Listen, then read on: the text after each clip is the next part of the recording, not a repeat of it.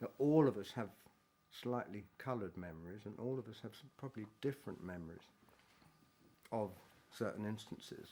There's, you know, I mean, the band themselves would, like we were talking, Dave or Nick would say, "Oh, you remember on that tour we did this and you did that?" And I said, "No, I didn't." And yeah. "Oh, yes, you did. But Dave, do you remember when you drove the motorbike into the hotel?" He said, "I don't do that." You know, it's all this. Not just because he forgot. I mean, it's very interesting, the coloured memories. And of course, it's been used so much. But if you remember the 60s, you went there. Phrase, I think John Peel coined it. I don't know. I think it was. And yeah. It's kind of true. You were living it. We were living it, yeah. So are we starting? We're doing it. We're doing we're it, starting. okay. Everyone quiet a bit. So I'm interested in your, maybe just start off because it's something that I'm curious about. In a way, I have a feeling that you were probably the most musically competent in the beginning, certainly. I think Peter Jenner That's what people said. Yeah.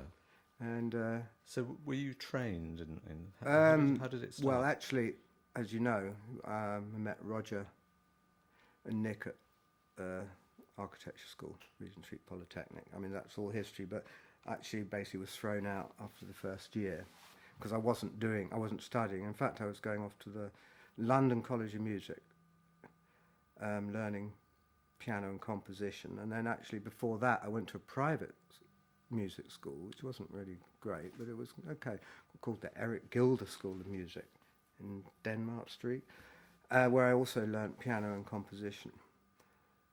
Classical. But I never got past grade 5 on the piano or something. But I did have some musical education, yeah. And it was a classical music. Not well. Actually, the Eric Gilder School of Music I liked it because it was actually more jazz orientated. It wasn't a classical school of music. The London College of Music was. Yeah. But I was really going to London College of Music to try to develop my technique and to actually learn to sight read, which I can't do now. So after all these years. But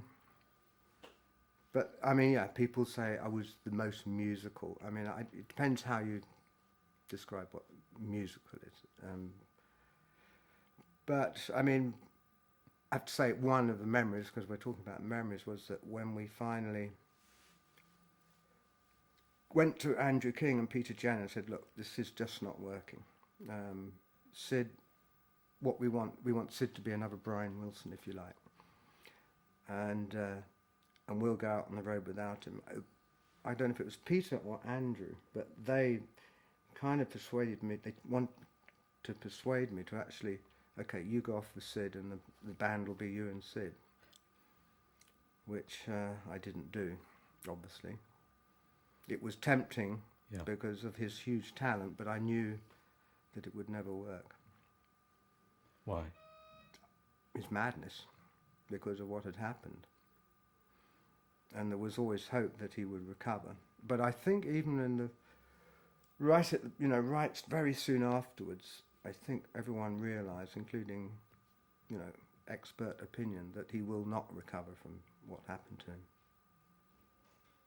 Because I think that ties in with what Peter has told us in the sense that he felt that you were the two who were the musical sort of standard bearers, that the other guys were still learning in terms of technical competence. In terms of technical competence, yes, this would be true until Dave joined.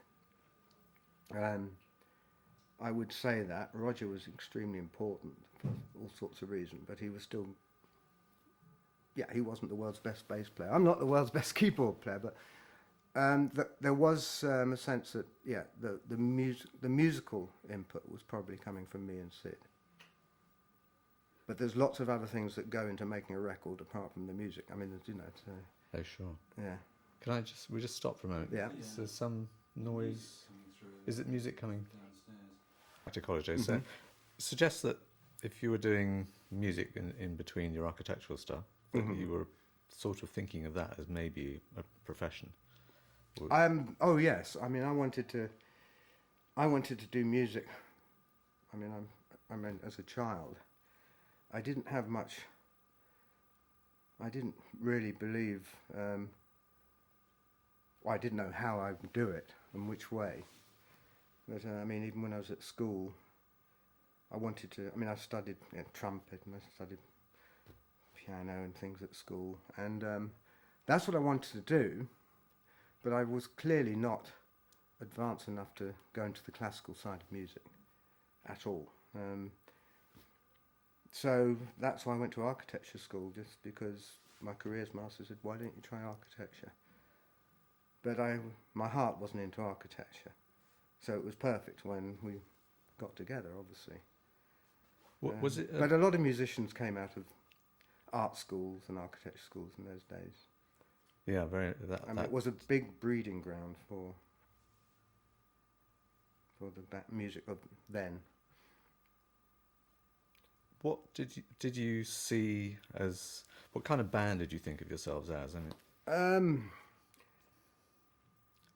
God, that's that's very. well, early. as you know, we started off playing blues, and I don't think any of us. I certainly didn't see what kind of band we were going to be. I guess R&B and blues. Although we hadn't written anything, I was very interested in learning or beginning to write music. I had actually written a song way before I even met the band. One song published on the B-side of Peter and Gordon, actually, Two of a Kind, which, funny enough, has been credited to Syd. Yes. But it was actually, I wrote it even before I went to architecture school. And anyway... it was recorded by Syd, wasn't it? Or well, with you playing as well, I think, in a BBC session? Or this is where my memory is not clear about that. I think it's on the... I might be wrong. Yes. I think it's on the latest compilation. I think that's right. Yeah, Two of a Kind. Yes. What was I saying? So yeah, sorry. So we digressed. Yeah. You'd already written a song. Yeah. So yeah. Oh, what kind of band? Yeah. I had no idea. It just grew. I mean, it's like maybe if you do a painting and you start off with a splodge of red, some people might have a clear idea how it's going to end up. Other people it grows. And so I had no idea. My love of music then was most definitely jazz. Although I was brought up on classical music, because my parents were very keen on classical music. My mother played the piano and all that. So that's obviously a big influence. But jazz, I mean, Miles Davis, the 50s, Miles Davis and Thelonious Monk, all these people, that was my love at the time. And that was when I was listening to jazz when I was in school. But I didn't think I'd ever be... Well, maybe I wanted to be a jazz musician, actually. But the way things turned out, it didn't happen. There's quite... I mean, I guess but one can... Are you all right, Joe? Just with your question. There's quite a sort of jazzy sound. I mean, I think the initial playing of those long interstellar overdrive takes, there's I think a lot of improvisation there, isn't there? There is a lot of improv. I mean, I'd have to say probably a lot of... I mean, I remember myself and Roger and lots of us listening to Stockhouse and people like that in those days, electronic music. I'm sure, and that was probably an influence as well. We were playing in the dark, if so to speak. We didn't really know what we were doing and what was going to happen, which is why it was very exciting. I mean, I think you could say a lot of the music we played then was pretty bad. On the other hand, some of it was amazing because it was totally experimental. Except for Syd's songs. It's quite interesting that although Syd's songs had very strange structures to them and lyrics like no one else had ever written before or since, or maybe since, but they were still kind of, not pop songs, but they were still kind of constructed songs in a sense. But and then we'd then go off to do Interstellar Overdrive, or Saucer Full of Secrets, which is just very experimental improvisation. I mean, I guess when you say a lot of it was So bad. I've always seen a kind of, not a difference, but it was quite interesting Yeah, I mean, between his more structured songs. But I think that experiment, and that was happening, you know, even while he was writing the songs, like back in Palace Gardens, and we were doing both, if you like. when you were at the architectural Regent Street Poly, Mike Leonard, the tutor, was your landlord, wasn't he, at that time? Yes, he was, well, one, he was our tutor for the first year, and he was also the landlord, and he also had a keyboard, and he was very keen to be the keyboard player of the band. That was quite interesting, quite funny, because I kind of joined the band. Then there was a period when I wasn't with the band, because we were all off on holiday or whatever, and I think he sort of tried to get in, wanted to be part of the band. That was quite interesting. And then I remember his disappointment when basically we said sorry, like Richard Rick's the keyboard player of this band. But yes, we all he lived upstairs and we lived downstairs in this house in Highgate, He's still where a there. lot of stuff was done. I mean, the beginnings of the band. It was kind of formative period. Very, very formative, yeah. Because I know it was 66, because I remember watching the World Cup there with Roger. So 65, 66, we were living there, I think. Certainly 66. And that's, I don't know exactly when I met Syd, because I think both Roger and Dave knew him, and I think Syd actually played in some group with... Dave was in a group called Joker's Wild. I'm not sure if Syd was in that band. I don't think so. Anyway, but Dave, all I'm saying, Dave and Roger knew Syd, and then when he moved down, he went to Camberwell Arts College. And basically how we got together. Through the Cambridge connection. That's how Syd got in. Because we had Bob Close before then. Oh, right, I think. Was it before? Yeah. Or, yes. Yeah, we met Bob Coase the other day, actually. Oh, yes? No. Yeah. And I guess because what's so interesting about that period, looking back maybe, as an outsider as well, Yeah. is the sort of move from being this very much kind of R&B-ish, imitating that sort of sound. Syd was a huge fan of Bo Diddley. Huge fan. I mean, he loved Bo Diddley, and that's how we started off. I mean, we did. Is King Bee a Bo Diddley song? I'm not sure. Yeah. Yeah. And we do R&B and some Bo Diddleys and attempting the blues. And it's when Syd started writing, and I don't know exactly again when he first wrote his first songs for the band. And I'm not even sure whether he had songs already written before he met us. But that changed everything. Definitely. Because, of course, we were all totally knocked out with what he was coming up with. Yeah. And to be honest, the Floyd would not have made another great blues band. I mean, Syd was not an Eric Clapton, and I wasn't, the greatest blues Hammond organ player, or Farfisa in those days, of course. So I was, of course, extremely fortunate that Syd actually joined the band. So was there a moment when you kind of felt, wow, we're really moving into something different? And not a particular moment. I can't, not a moment as such. No, not a gig or a time. I just remember doing the first album was incredibly exciting, because we were doing things very different to anyone else. We were refusing to cooperate, for example, with what the record company wanted. And in that sense, we had great managers with Peter and Andrew, because they were on our side. They weren't the managers saying, "Come on, boys, you've got to do a hit single." For example, when we see Emily play, we were touring virtually every day. But of course, we never played it live. We refused to play it live. Not out of spite, but, and that, of course, caused huge problems with the audiences as well, because they had, it was fine in London because we were the underground band in London, you know. But as soon as we went out of London, they wanted to hear C. Emily play, and whatever, and we refused to do it. So there were a few beer glasses and stuff being flying around. But so the expectation of this, you know, the pop, you're in the top of the pops and you're in the hit parade, and you turn up and you don't play the pop song and you play this long, you know, yes, like yeah. Interstellar I mean, the Overdrive. people would come to hear C. Emily play, and I mean, you know, we were having the screaming girls and we had all that, and Syd was definitely a star, and he did like it actually. I think Syd really enjoyed that part of the fame thing.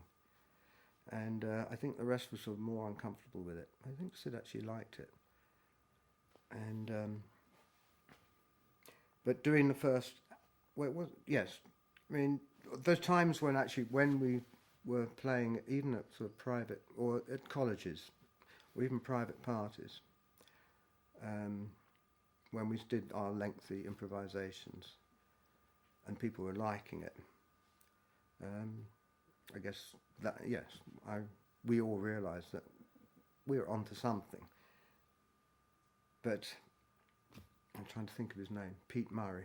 I always remember Pete Murray because they reviewed, I don't know if it was Arnold Lane or C. Emily Play, but he said, well, this band will last 2 weeks. That's it. Really put us down. Jukebox Jury. What? Was that Jukebox Jury? Yes, probably, yeah. Now, I may be wrong on this, but our band's reaction to what he said was that we actually built a huge jack-in-the-box with a boxing glove inside it and sent it to him. The little snippet, and I think it was for him. I think it was Nick's idea, actually. Never found out what happened when he opened it, or whether it was probably went to the BBC. They probably checked it before he was allowed to open it. Anyway. Probably jumped out and punched the floor assistant in the face. Pete Murray's gatekeeper. Yeah. That must be one of the most, the sort of classic wrong statements in the history of rock and roll, really. Mm-hmm. One of them. This band will only last 2 weeks. Yeah. Well, they just had no idea. I mean, it was, you know, as a period from '66 on, I mean, it was an extraordinary time. And, I mean, my children, my grown-up children, I have often said that they wish they had been children in the time I was, you know, growing up in the '60s. They kind of said, well, why nothing happening now? And it must have been amazing. There is this whole idealised sort of, I don't know, concept of the '60s. Some of it's true and some of it isn't. Because, you know, getting back to Syd, a hell of a lot of damage was done to quite a few people. Sadly, Syd as well. So, but then the idea of it all being totally, everyone's out of it on drugs. I mean, everyone was smoking pot, I have to say. Which is, again, why they say lots of people can't remember what happened in the '60s. But it was a special time. But I suspect we got away with some of the stuff we did because everyone in the audience was quite stoned. I mean, I just remember, I don't know which tour it was. I don't think it was the first tour in America, but I remember one time in America, Roger got really angry, and we were playing somewhere, and he got really angry and threw his bass down and stormed off stage, right? We tried to carry on for a bit, and then I decided this is ridiculous. So I went off stage, and then we eventually all went off stage. This is without Syd. We all went off stage and then started having a big argument in the dressing room, trying to persuade Roger, let's go back on. Meanwhile, the audience are sitting there, not a sound. They're having their own good time. We come back, I suppose, 20 minutes later and carry on as if nothing had happened. Now, I don't think you could do that today, somehow. Sort of laid back quality to it all. Yes, right. well, there's all sorts of Or stories. maybe I the don't think- lights just kept making I mean, you beautiful know, patterns. I mean, you know. that the way the audience reacted to us, you know, I mean, everyone's heard the stories, and it's true. I remember in the Fillmore East or West, probably the West, when there was one moment. I mean, there's all these famous stories, but Syd literally went on stage and just stared straight into space and detuned all his strings on his guitar and hitting it until it was just this god-awful noise. And we, of course, think, what can we do? What can we do? And the audience seemed, this is great. They loved it. So, So, wow, man. yes. So they were all out of it. But the interesting thing, because everyone says, well, was the band also out of it? And, well, I speak for myself, no. I quickly learnt that smoking actually made me paranoid and anxious. And I can't speak for Dave and Roger or Nick, but I suspect there wasn't a lot of drug taking with the band because we wouldn't be able to perform, actually. Well, I certainly couldn't. I mean, you had an incredibly rigorous schedule, certainly in '67. Yeah. I was thinking that. How on earth would you manage to get yourselves? Well, some people can. Of course, but I, for example, I had one. You know, I did have a joint somewhere in Paris, about 3 hours before the show. Just a tiny little. I used to smoke. We all did, but I would only take one puff because that was enough. Otherwise, I'd get totally paranoid. Didn't agree with me, and but one day I don't know what it was, and then I just lay in the hotel, on the hotel bed, really terrified of going on stage. And I said, I'm not doing this again. And then when I went on stage, I remember that it was a weird feeling that I suddenly thought I'd been holding down one note with my finger for about 10 minutes. And that kind of, so, didn't agree with me at all. So that idea that the whole band were out of it on drugs, clearly Syd, well, he wasn't out of it on drugs in the beginning, but you know the history of Syd, you know. So after that, it appeared that he was. Yeah, because But he wasn't, but then he totally damaged himself beyond repair. Because this is the big puzzle in a way that some people involved seem to dispute.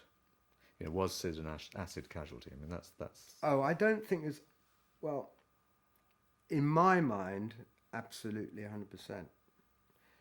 There's always been this talk, particularly with the band and various people, what would have happened to Syd if he hadn't taken acid? Was he going to go that way? And that we can't answer. But you've got no doubt about it. One? You've got no doubt that. But I have no doubt. I mean, you see, again, we all have very coloured memories. I remember my memories of it was that, and it may have been happening before, but my memory is that we were recording a Radio 1 show at the BBC, and Syd didn't turn up, and I think it was a Friday, and no one could find him. So we basically waited and waited, and I think we had to cancel the recording, or we tried to do some without him, I'm not sure. And then the managers went off trying to find him. And when they found Syd, which I think was a Sunday or Monday, they told us that, well, something's happened to Syd. And something had happened to him. Total difference. Total difference. And there's some rumours, and I don't know, that he was living with a whole sort of community of people who were very much believing, rather like Timothy O'Leary, that, you know, acid can release you and, you know, get to the truth and all that stuff. Yeah, that's that was Cromwell a Timothy. Road. Cromwell Road, Yes. 101. Yeah. And one believes, I think that he may have been with this group of people, and that he took too much. There were other people who said people were spiking his cups of tea with acid. I do believe that he took a huge overdose. And it was that sort of weekend that was a big change in him that you experienced. In my it. memory, that up until that point, or that he was a very, you know, he was outgoing, charming, wonderful, friendly, you name it. I mean, a wonderful man, and it was for me a huge change seeing him after that the lost weekend where Syd was lost. Huge change. Like, he'd gone. He was still looking the same, but he was somewhere else. So I believe that acid had a huge part to play with it. I really do. And there's people, as I say, that, well, if he hadn't taken it, would he have gone this way? But the psychiatrist Ronnie Lang, Yes. Ronnie Lang? Yeah. Yeah.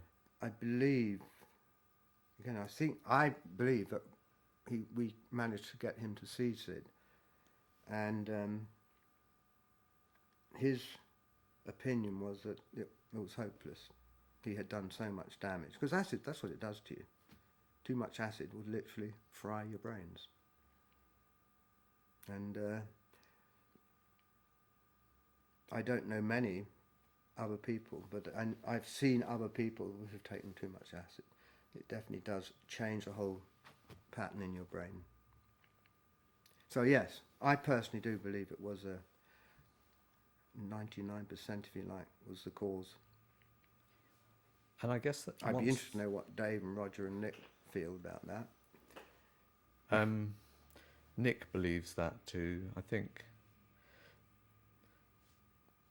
Roger thinks it's a mixture. I think he felt. Well, I was saying, yes. Yeah. It's what, yeah. But I was thinking that Clearly, if you look at fame the thing- lyrics of his songs before he was taking lots of acid, he was kind of out there somewhere, in a sense. But in terms of being a social human being, you know what I mean. In terms of relating to other people, he was wonderful.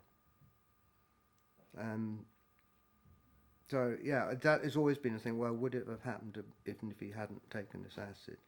But clearly he did, and I clearly think he was. I don't think he possibly even wanted to take all that much of it. I think it was a terrible accident, or unfortunately people persuading him to take too much. That's what I believe. And I was just thinking that if that had happened, it was sort of like a crisis of identity Right. over that weekend, then maybe his feelings about fame, his feelings about enjoying the whole thing would change. He would start to become frightened of it all. I think he just wasn't aware anymore, in a sense, since that happened. And so it did, yes, it drastically changed. Of course, totally unreliable, for a start. That doesn't help, does it? Doesn't help.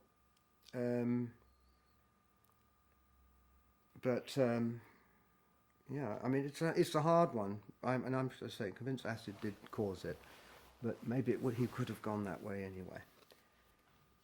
But I do remember this weekend; it was such a drastic change. But he was still functioning, you know. I mean, and very clever and devious as well. Sometimes, like he was trying to teach us a song. Have you got it yet? Oh. When Dave had joined the band, because Dave was going to, the whole idea was that Dave would come in the band, because Syd was not capable anymore of really playing, and he would stay at home, as I said, and write the songs. But we thought we'd have a transitional changeover with Dave and Syd playing. Anyway, one of the songs was Have You Got It Yet? And he would be teaching us the chords, and then he said, no, that's wrong. And he was deliberately, as a joke, changing certain parts of the music. And then, of course, we said, we are so stupid. The title is Have You Got It Yet? You know. So he was very clever in this way, things like that. But, and if you ask me now what's superior between when he took this acid and when it was just impossible, I'm sure. Certainly not a long time, months at the most, I would think. Because Till it was clearly that he could not be in the band. From See Emily Play to... I mean, we went to America. The American for, trip, of course, yeah. while he was in this state. And It was like he was coming and going, in a sense, but very strange. You know, I'm sure this story's been repeated about the mandrax or the quaaludes and the bill cream. No. You heard tell that us, story? No, tell us No. about that. Oh, I thought everyone would tell you that one. Oh, we're just like in the dressing room one day, because it was really hard to... We always think, well, is Syd going to make it tonight? Is he going to get on stage, even? And then someone came in, I don't know who.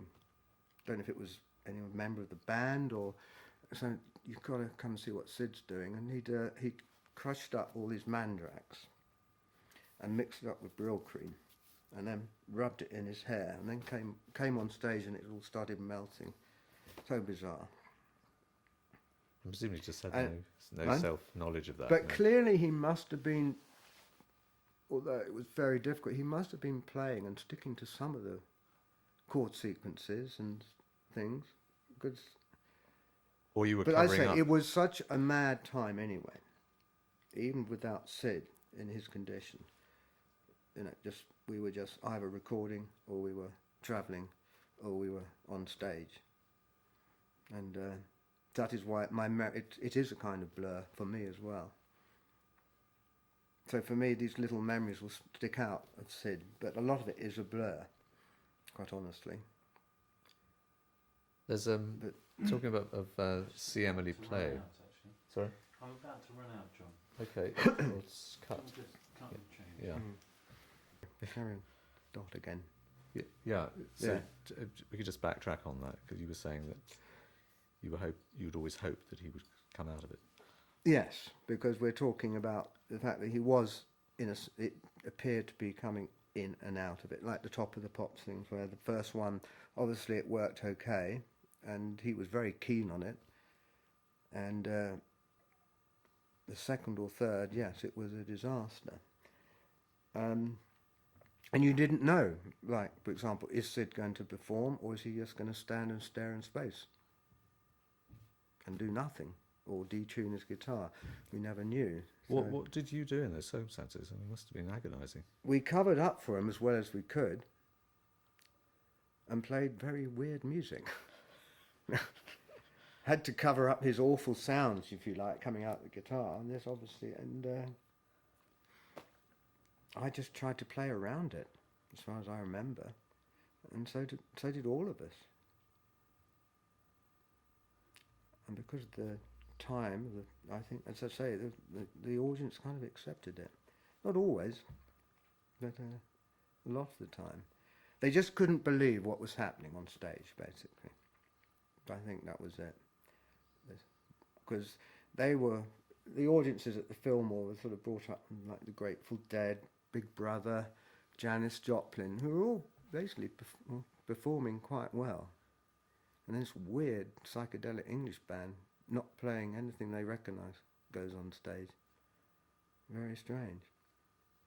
And presumably they thought And I'm that sure was all... watching Syd must have been one of the most, they must have been amazed. Who is this? What is this guy and what's he doing? But perhaps they felt it was all part of the look and the sound. It's quite possible, yeah. Mm-hmm. Yeah. Just English madness. Yes. Right.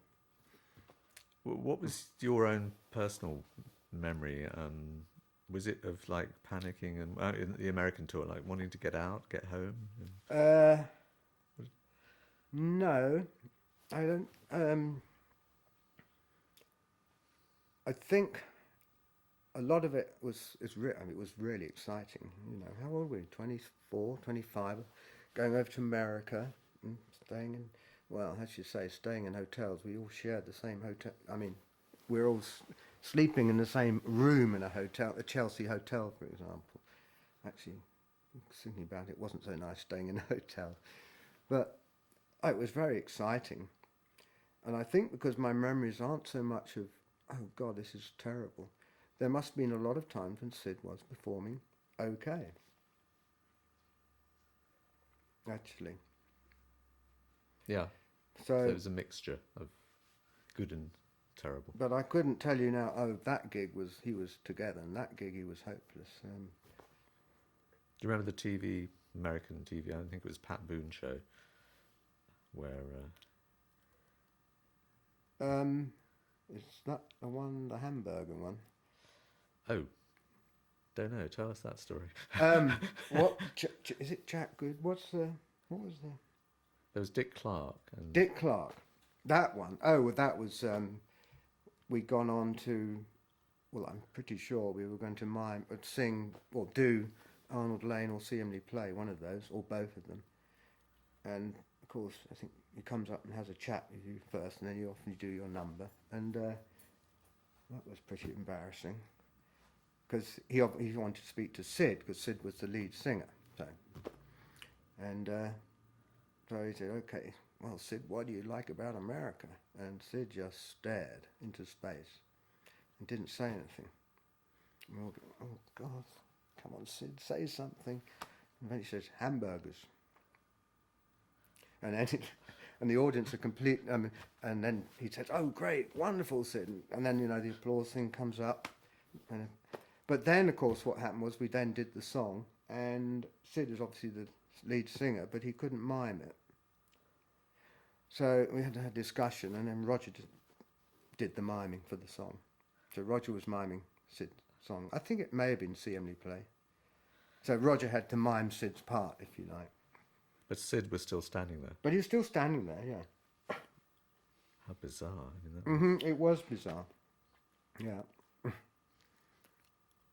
And was that the point when Andrew King pulled the plug? I mean, Andrew King didn't. Oh no, I mean, we pulled the plug, and that was back in England.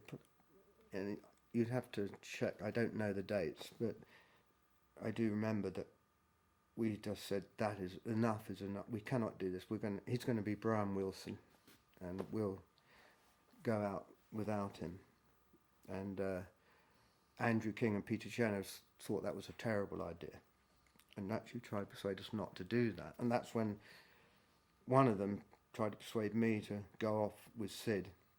And he said, "Well, if that's what's happening," they tried to persuade me to actually stay with Syd and carry on as the Floyd, I guess. Well, yes, with Syd, which I didn't do. your life would have changed. It would have changed. The next 30 years would have been rather different. It might have been, yeah, who knows what would have happened, but yes, it would have been rather different. Sorry. No, what was, we were going on from, when we realised... Actually, I was thinking of Andrew in America deciding to cut the rest of the tour. Well, I think it was him that decided that. When you're still there, it becomes clear that you just cannot keep going. Yes, I'm sure that happened, yeah. I mean, I remember playing the Cheetah Club, and that was awful. Again, a lot of memories of covering up what was going on. When we played in Holland, again, I don't know the dates or where it fits in, but I think we played in Holland, then flew back to play at Crystal Palace. And I think Alexandra Palace? Alexandra Palace. And in Holland it was pretty difficult with Syd, I think, but by the time we got to Alexandra Palace, he was gone. But we didn't start playing till about 4 o'clock in the morning. I think maybe that had some of... I think it was a lot of gigs. And we were trying and delaying this, of saying Syd can't play anymore with us. Because we all loved him. And we all, it was a tragic thing. And we all really wanted to believe that he would become the Brian Wilson. Well, not Brian Wilson who'd stay in bed for 2 years, but, actually become the writer for the band. And that's what we hoped was happening. We went off and did gigs, and we were hoping he would bring material, which didn't happen. There's a few songs like Jug Band Blues, I suppose, is one, which was produced and came out on record, but there were a couple of others, Vegetable Man and Scream Your Last Scream. Yes. Were never released, were they, actually? No, they're never released, right. But that's that sort of period when Syd's clearly, he's gone through that big acid crisis. I mean, it's in... Yes, and Jug Band Blues. I mean, I actually just listened to it very recently because we're doing a compilation, and that's going on. And it was quite interesting to hear it. I mean, he's singing well. I mean, well, the band's performing well. And it's quite a song, isn't it? And it is, yeah. But it's got that element of, But it's sort of on the edge as well, isn't it? it is on the edge. Oh, absolutely, yes. And one of the hardest things with, actually, even when Syd was okay, with his writing was he'd quite often change the time. And, I mean, it would be in 4/4, and then suddenly he'll miss one beat of the 4 beats of a bar and go into something else, which made it extremely hard, especially for the drummers and bass. And I always remember trying to learn this. And sometimes he knew exactly what he was doing and he'd repeat it every time. So that was fine, we learnt it. But other times he didn't. It would be totally random, his timing. That was a hard one. And that was, even in the beginning, he did have a wonderful sense of timing on his songs, actually. But I mean, the sessions when I was doing Barrett, that was really hard. But then he was, all sorts of things were happening then. I mean, that was when Dave was producing and I was trying to help as much as I could. I mean, there were moments, very sad moments, like we're in Abbey Road and where you record this, we're in number 2, I think. So that's, I don't know if you've been in Abbey Road. Yeah. Well, number 2, it's probably changed now, but before you had the control room right at the top of the studio, and then it's huge stairs to get down. I was always terrified he'd fall down, but he'd be sitting on his stool, so he was kind of a long way away. Okay, Syd, start singing, and sometimes guitar falls off or he falls off, and other times he could do it. A thing I do remember about that was pretty interesting, was we were trying to get him to do a guitar solo, I don't know which track, and he just could not do it. There's no way he could do it. I mean, it was impossible. And I think it was the engineer, but I'm not sure. I mean, it doesn't matter anyway who thought of it. They said, well, let's turn the tape around and play it to him backwards, which we did. And then suddenly he came out and played all this stuff. Just turned it round and it was very good. But frightening. Well, the only way we can get Syd to play now is play everything backwards. It was a bit, it was a struggle. But some things came out of it, at least, Absolutely. It was worth doing. Because it was all Dave, me, Roger and Nick. We all wanted to help him as much as possible. And we always have done right up until today. I mean, that Barrett album is, it's a favourite of Robin Hitchcock, for instance. Yes. It has got some wonderful songs. It has, yes. Yeah. And I don't know whether it's obviously stood the test of time somehow as songs. They've stood up. Mm-hmm. Yeah, definitely. But I was wondering how did you get involved in that? Because you weren't involved in Madcap Blast. No, I wasn't. No, I think that was basically just Roger and Dave saying, well, we've got to, let's try and help Syd. I don't know, but I think possibly Roger had enough. Maybe he didn't want to attempt to do the second one because it was difficult. And finally, I thought, again, my memory obviously wasn't completely right. I thought I'd gone in to help produce the album, but obviously I didn't. So I went into, I just remember going into, because I really wanted to help Syd and I want, do what we could with Syd. And so I went in with Dave, but he was producing it and I was doing the keyboards. And I've forgotten what the question was.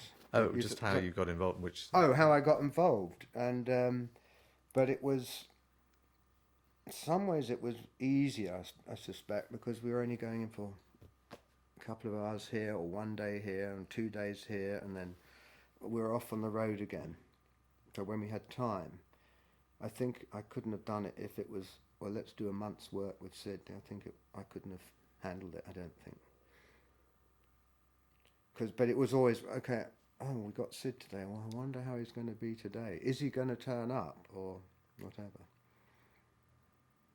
So you never knew really from one day to the Pardon? next. You never knew really from one day to the next. We didn't. Well, I don't think we really knew. No. Did you think that it was actually going to emerge, this album, or you know, was it? Did it have a kind of sense that it might be doomed? Yeah, off Dave that. I certainly, yeah. I mean, I certainly thought, is this ever going to work? And is there going to be an album made? Definitely, it was. And you know, a lot of it, if you listen to it technically, it's pretty rough, obviously. But I still think it was so worthwhile to do. And it just, for all those people out there who love Syd Barrett, it was definitely worth doing. But I think after that, I don't think anyone could have got him to do an album, quite honestly. I think that was it. Because I think there were attempts for him to even play it at some point. But that was, I don't know when that was. And I think Dave did gigs with him or something. One. One gig, Yeah. right. With Jerry as well. Now, it's interesting that, because I don't really remember that either, but I suspect maybe I was asked to do it, and I probably said, I don't think so. Because I was doing the keyboards on his album. But I don't know if that gig was after Barrett or before. I'm not sure, actually. No, right. 70. It was 1970, I think. 70. Well, Barrett was done in 70. Yeah. Anyway, I think, yes. Probably around that time. Yeah, around that time. Yeah. Yeah. Did you... you said that you felt you always wanted the hope that he'd get better and that he'd pull it together again. Yes. But I guess by then, Well, what did you feel? I think, yeah, by then, I mean, well, he kind of disappeared, went back to Cambridge. And the word was that sadly, he is a bit of a vegetable man. I always wondered whether he wrote that song knowing that he was. Interesting title. He was kind of a vegetable. But the news was always that, well, he's okay, he's quite happy, and, and all he wants to do is paint and whatever. So we all thought that was it. And then, of course, the big, I talk about not remembering things, but one thing that really stands out in and I'll never forget, is going in to do the Shine On sessions. When that's so clear in my mind, because I think, Roger was in the studio already, and I walked in, I think we were listening through to it. We were actually listening to that track, Shine On, I think. And Roger was in there first, and I came in, and I don't think Dave or Nick had arrived. Anyway, we went in the studio, and I saw this guy sitting at the back of the studio. He's only as far away as you are from me. Well, I didn't recognise him. So I sit down next to Roger, and we start doing whatever we're doing. I said, "Who's that guy behind you? Friend of yours?" And Roger said, "You don't know who he is?" And I said, "No." And I kept him. And it took me ages. And then Roger said, "That's Syd." And I just cracked up. I mean, I couldn't believe it.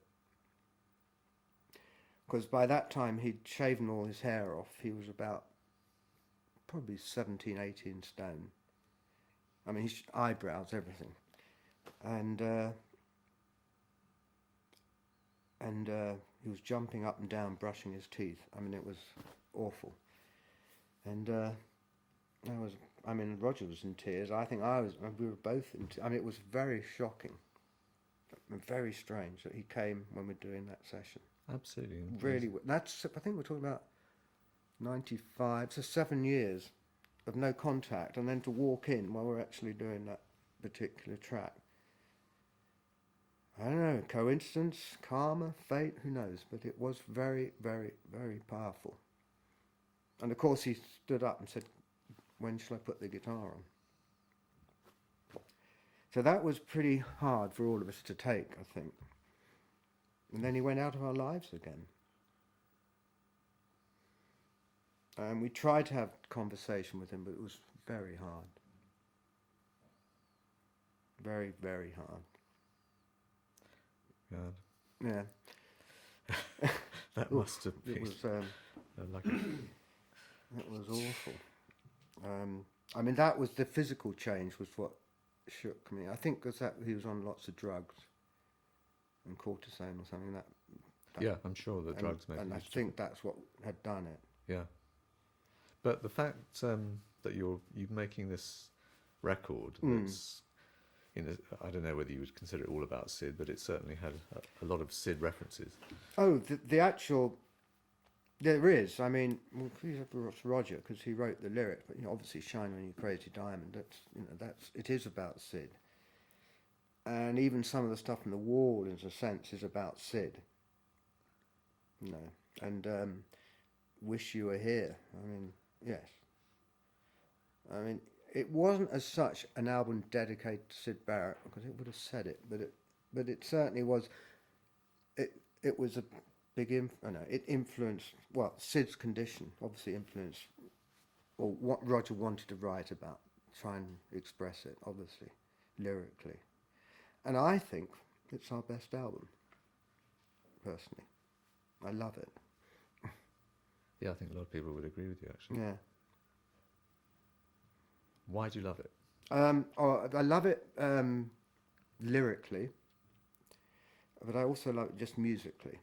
And I love the flow of it, and I just think, I mean, I will listen to that album for pleasure. There's not many of the Floyd albums I can, but that one, I don't know, it's the way it all builds up, that main track,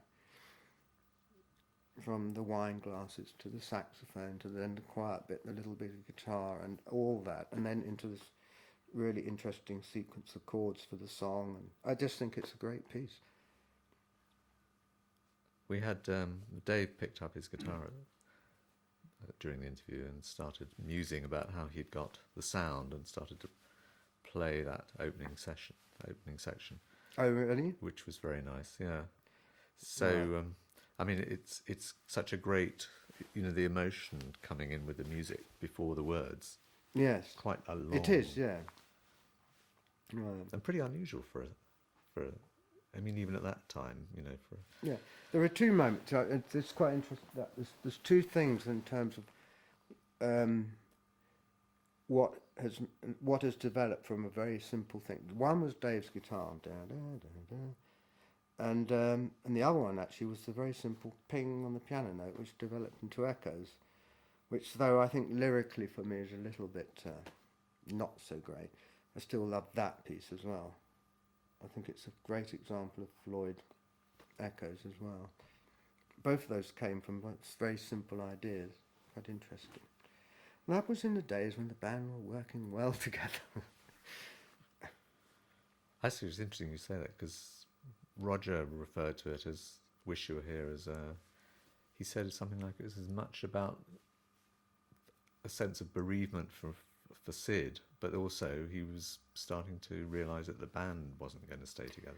It was, yeah. I mean, in a sense, that's true because it's this thing of not being there, and it was the last. Yeah, I think it was the last album where we worked well together, and actually, interesting. You're saying Roger. I know that when we started off, there was a kind of we weren't putting our heart into it. Maybe because of the success of Dark Side, and I think Nick found it quite hard actually to get back into playing strict tempos or whatever. And Roger certainly said, "Look, we've got to stop and start again." And the disagreements did start at that point in the band. Yeah, definitely. But I still think it's our best record. And I guess part of that it has to be because there's a lot of it's sort of driven by this sort of feeling, emotion in it, which is all about Syd. Yes, absolutely. Yeah. Yes, I mean it was, and I just say I think lyrically, absolutely. Was very true what you said, and also I just think musically for some reason the chord sequence that I wrote with Dave or whatever. It really gelled. It was something quite interesting. Prior to that, Dark Side, there's even in that, there's brain damage. Yes. Yes. Again, you know. Well, yes, right. I don't know if at that point Roger was referring to Syd, but I'm sure they had an influence on that. But, you know, everyone said Dark Side of the Moon really is about madness. So, again, I'm sure the experiences of Syd would have influenced Roger into what he wrote. Roger's big influences, as you know, are possibly teaching, school, the war, and madness. And that's what he's written about, basically, for the whole of his life, whole of his career. Hope that's... and most of the time. Yeah, I think that's right. I mean, but as somebody who's obviously, you know, played a really crucial part in the sound of the Floyd, and you know, as a member, how did that gel with you? That I mean, were those also things that you were like, you were, were important to you? So, the lyrical content. Yeah. No, well, that's interesting. No, quite often I don't think it would be true for maybe Dave or Nick. We were sometimes going to get a little bit tired of this constant lyrics about the war. It was a bit of... I'm not criticising Roger. He needed to do it. But it would be something, oh, not again. You know. Haven't you dealt with this by now, kind of thing. And so, no, I didn't agree with some of the sentiments. But then I wasn't the writer. He was. And he has, you know... And we tried to put the best music we could to it. And as a musician, I've always found it more... I haven't laid that much importance on lyrics. It just happens to be me.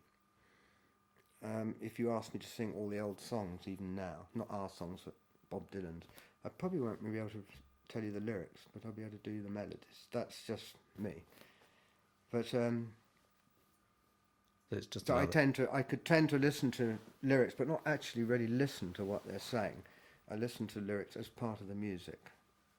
That's just me. Sure. I mean, that's very true of jazz as well, isn't it? That the voice is another instrument. Yes, that's right. But he was the only person writing. I mean, he was our writer. He was our lyricist, and very, very good lyricist. Yeah, absolutely. But it was his preoccupation with, as I said, these three things. Why do you think Dark Side was so incredibly successful? It touched a nerve, obviously, somewhere. It has got a remarkable sort of continuity to it, I think. It's like you need to hear it all the way through, I think. I remember when we actually finally decided to play it live again, which was wonderful. That was on the last tour, because we hadn't really played it live since we were playing it on, what would that be, 73? 3. And we decided on the last tour to actually play it through its entirety, and which I thought was a great idea. And it was wonderful because actually, well, all the musicians who were working with us, they all knew it anyway quite well. But what was great was we said, okay, because we're doing some of the songs, us and them, and money obviously, and time. But we then said, okay, well, let's play through it. And it was remarkable, I thought, for all of us. We actually went through the whole thing with mistakes. But basically, it's like your hand for just taking you, you know. It was very... And then when we had... It was great fun to do. So why it's... That wasn't answering why I think it's a great, you know, successful album. I think it's a combination of the lyrics and the feeling of some of the music with the lyrics. It's, obviously, that's what makes a good song. So, I mean, but I think it's the continuity of it. And it did have it kind of this whole musical and lyrical story, if you like. It all made sense. Yeah. Even though some songs weren't related to the other, like Money was not related to Us and Them or whatever. It tied in. But I can't tell you really, at the end of the day, how to make another one. Obviously. I guess, thinking about it, it's not so. It's a concept And album, but it's not such I also an obvious think it thing. was Yeah. probably at the height of mine and possibly everyone's period of creativity. And also, it was a time when, there were disagreements between me and Roger, and we weren't the best of friends, but as a band, we were working together. And everyone was encouraging each other. So it was just maybe I Wish You Were Here as well, but there were slight strains there. But definitely Dark Side of the Moon was we were working together.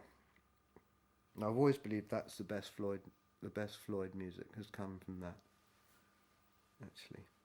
There's two, the Dark Side. When and when it's a combination of Dave and me and Roger, let's say the three of us writing together.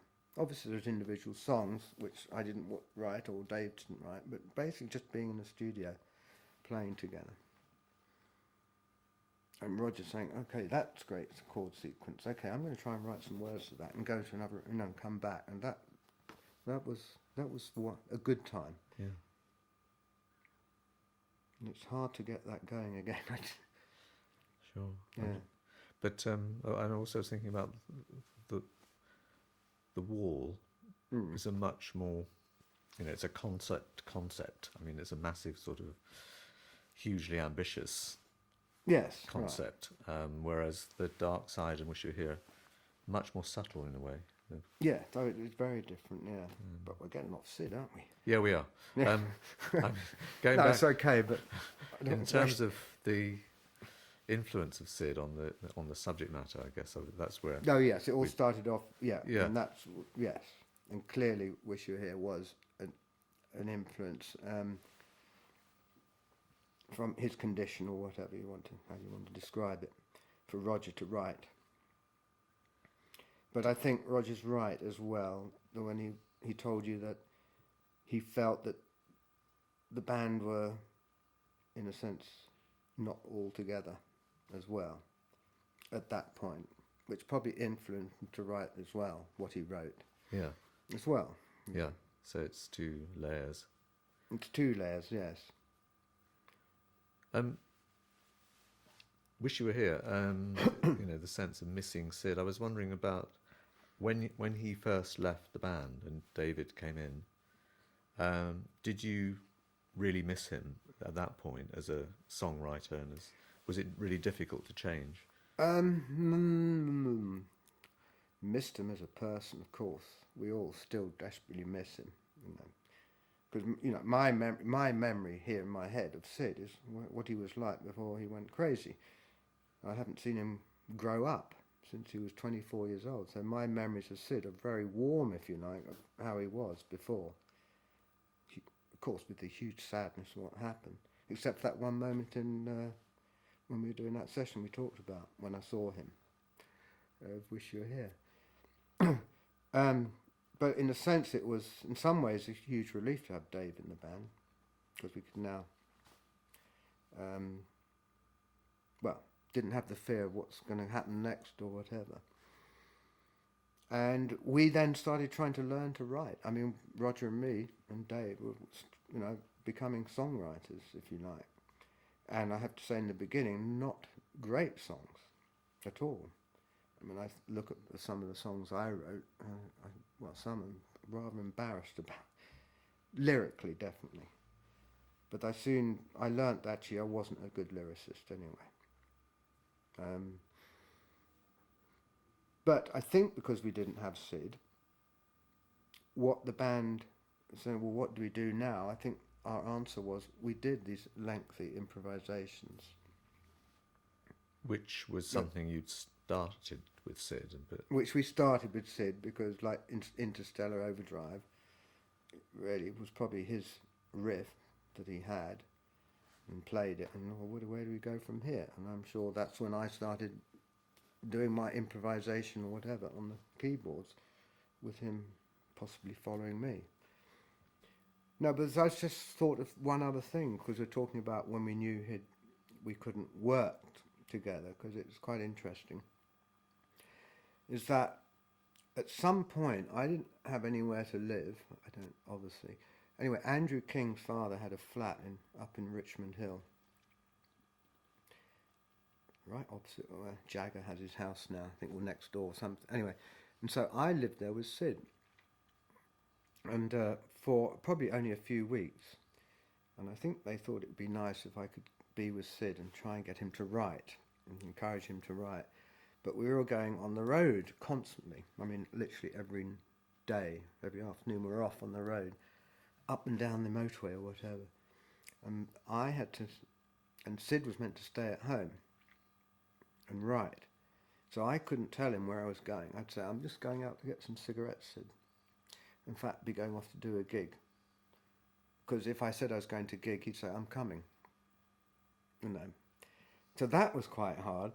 But then, of course, when I came back the next day, he would say, well, he wouldn't say, have you got your cigarettes? But as if I hadn't been away for 5 minutes. He lost all sense of concept of time. And that is why possibly when he came to Wish You Were Here, it was 7 years. Maybe in his brain, it was 1 day. Because he had lost, I know that, he'd lost all sense of time completely. So that when I went out of the flat and I was sharing with him for a night and coming back the next day after a gig, it probably for him I had only gone out for a couple of minutes. That was scary too. Sounds like it was like living with a shadow of a person almost. It was, and because actually we were, I mean, I remember we had a group car then, I think we had an old Bentley, which was a death trap, but we thought by that time we deserved a good car. It was awful. But anyway, I had to park it around the street so he wouldn't see it. Anyway, but we were on the road. I mean, in those days, if we were getting 4 hours sleep a night, we were lucky. But we couldn't afford to stay in hotels, and really, so we were going up and down the motorway constantly, then into studios. So I hardly ever saw him when he was staying in the flat. I remember I would go out and get food for him, because whenever I came back, it was nothing. So I'd just get more food and put it in the refrigerator. Because we had decided definitely by then he wasn't going to be on the road, but we still hoped he'd be writing.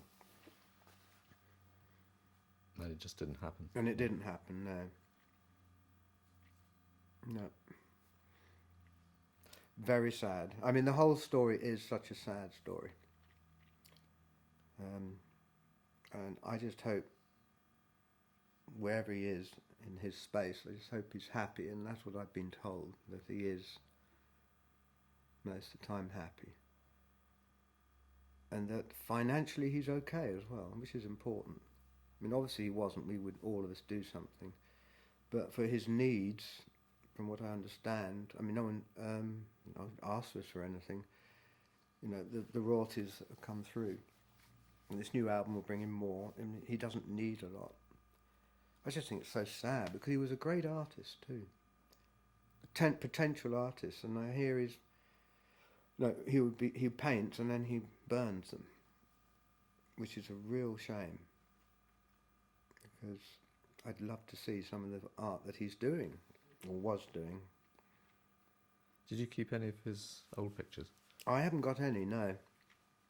No. Sadly. I wish I had. Have you tried to contact him at all? No. I think after the Wish You Were Here incident, when he came in, I think all of us suddenly thought, we really want to find out, you know, how he is. And all I know is, I think Dave must have got in touch. I don't know if it was Dave, but got in touch with his mother and said, look, we really would, you know, what can we do? Or we really want to, you know, can we see him, or can we? And basically she said, don't come to see him. Don't talk to him even. Because it could trigger off. He said he's happy. Basically saying he's quite happy and content in what he's doing. But he still has some recollection of the band. and she was worried that if we came, that it would trigger some bad feelings inside him, or whatever. So she said, very appreciating what we were feeling, but it was best for him that we didn't get in touch. And I don't know how I could handle it, quite honestly. It's always been a dream that one day would go and see him. Obviously. But it would be extremely painful for me, and extremely maybe painful for him. And I could take the pain, but I don't know if he could. So it's, it's, as I say, it's sad, because you think his career was really just, 1.5 albums basically, over a space of 2 years. So brief, isn't it? Very brief. Yeah. But to look on the good moments in a way. Yes. Right. To end on that. Yeah. There are these fantastic moments. I mean, for instance, Peter Whitehead has cut together this. It's about 20-25 minutes that he shot in the sound techniques and in the UFO of Interstellar Overdrive, and there's some great moments. Oh, really? What, yeah. When did he do that? He was. Because he did the Let's Make Love in London. Yes, yeah. fact. He used all the outtakes from that. Oh, right. And he was asked by C for Miles, I think. Miles, exactly. Miles, yes. Yeah. Right. So he's done it. Oh. And recently? It's only recently been out on a videotape. It is on a videotape. Yeah, and I found it, and I went to see Peter about it because I thought it. I mean, you can buy it in a shop. You mean? You can buy it in a shop. Goodness me. Yeah. Right. So we're going to try and put something of that in. Yes. But it's the best example, really, of the band. I have wonderful memories. All this sadness we're talking about. There are also the great memories of being in a band with Syd, when he was such a joy and so outgoing, as I say, and it was, just to be with him was wonderful. We had so many laughs and fun. So those moments are very precious for us all. He had, talking of fun, he had a terrific sense of humour, didn't he? Amazing sense of humour, very bright, yeah. Very much so. Yeah, but so we'll leave it at that. Yeah, on the bright side of it, it was. So we all have I'm sure, very good memories of being with Syd, and lots of fun. And great fun when he would, I'm not say great fun, but just amazing when he would sit down and come into the room with another song that's done in basically in 20 minutes. Here's another one. Virtually finished, if you like. You said it earlier that his songs had this quite complicated, intricate structure to them. Yes. Can you give us an example of what were you thinking of? Well, Bike isn't a good example because it just slows down a lot. A Scarecrow. I mean, it's a weird timing in that. I mean, it's not in 4/4 all the way through, and as I said earlier, sometimes he'd have these weird changes. He'd go from 3/4 to 4/4, or he'd suddenly miss out half a bar. And as I say, sometimes that would happen every time. He knew exactly what he was doing. Yet other times, it would be quite hard to record because he would miss out half a bar somewhere, and then when it come to redo it, he'd include that half bar in. But quite a few of his songs do have these weird time changes in them. Scarecrow, I mean, I'd have to sit here and sing through them to tell you which ones, which I won't do, but Scarecrow. Yeah. That's what made his songwriting kind of unique as well. And his lyrics. that was and because his lyrics, I think we were saying right at the beginning about, like, I thought it's like very childlike. As I was saying, I think he could, if he could have been, if he wanted to be, before it all happened, was, you know, and to write wonderful children's books. I mean, I do remember playing some of the songs to my children, and they loved them, like The Effervescing Elephant, even Scarecrow and Bike. I would play these songs to my children. I have to start playing them to my young child now, actually. And they loved them. And the lyrical content, you know, I have a mouse called Gerald, and all this weird stuff, combined with the psychedelic kind of spacey sounds that we were doing, it was a strange combination, actually.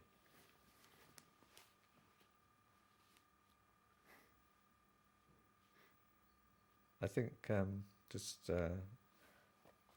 on the lyric side and the sound, Arnold Lane, for instance, as a pop song, you see, yeah. You know, where does it come from? Arnold Lane actually is one of his more straightforward lyrics, I would think.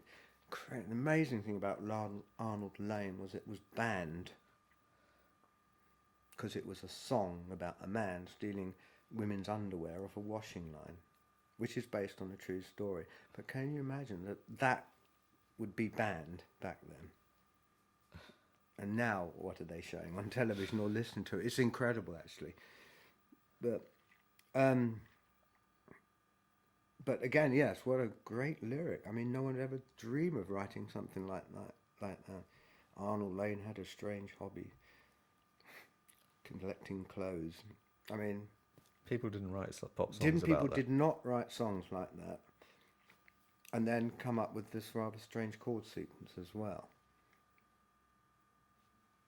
I understand why so many people still, especially you were talking about, you know, the younger musicians who will listen to his songs and be totally influenced by it.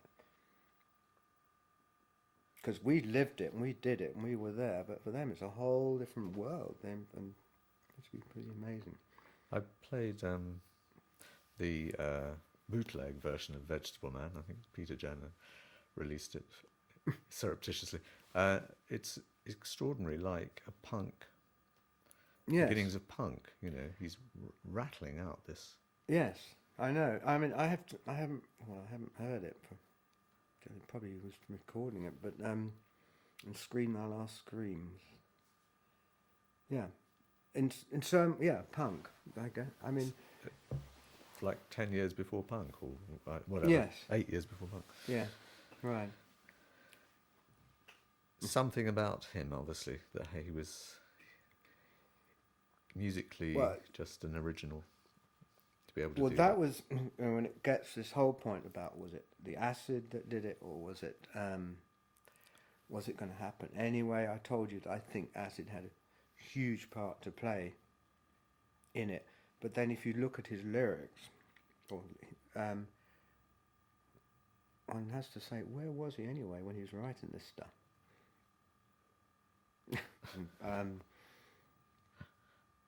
The black and green scarecrow. I mean, it's wonderful stuff, but what kind of mind was coming up with these images of Lucifer Sam and all sorts? The lyrics were very powerful, but very, very strange.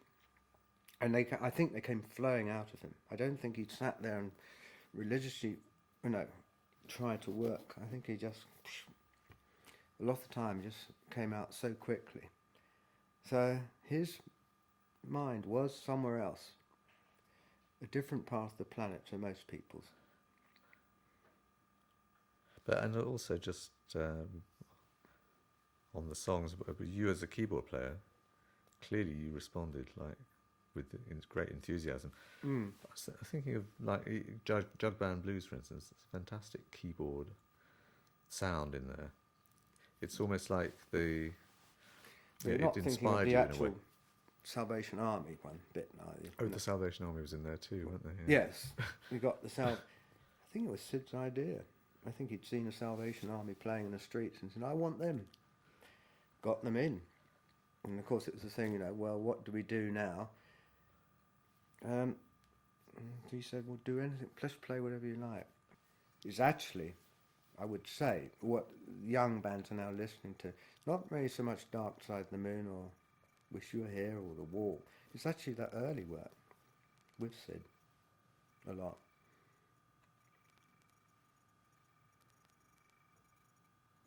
And I hope he knows that somewhere in his world, that he has influenced so many people.